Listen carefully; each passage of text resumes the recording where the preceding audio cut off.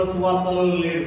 చాలా మంది యేసు ప్రభు జననము, మరణము, పునరుద్ధానము కేవలం సువార్తల్లో ఉందనుకుంటున్నారు. యేసు ప్రభు గురించిన ప్రవచనాలు ఆది కాండంలో ఉన్నాయి. యేసు ప్రభు గురించిన ప్రవచనాలు స్త్రీ సంతానం గురించి మాట్లాడుతున్నాడు, మెల్కీసెదెకు గురించి మాట్లాడుతున్నాడు, ఇసాకు బలి అర్పణ గురించి మాట్లాడుతున్నాడు. యోసేపు జీవితం కూడా యేసు ప్రభుతో సాదృశ్యమైనది. అంతరాను కదా. హల్లెలూయా. యోసేపును ఎవరు ఆగజేసిండు? ఎవరు అమ్ముకున్నారు?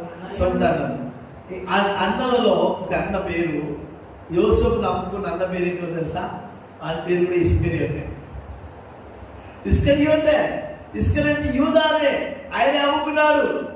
అయితే ఆ కరువు నుండి, ఆ కాటకాల నుండి కాపాడడానికి దేవుడు ఒక ప్రధానమంత్రిగా చేశాడు. యేసు ప్రభు కూడా అది సాదృశ్యమైనది. ఎందుకు చెప్తున్నాను ఇవన్నీ? యేసు ప్రభు గురించిన అన్ని పుస్తకాలలో యేసు గురించి ఉన్నాయి. ఇవన్నీ ప్రవచనాలు.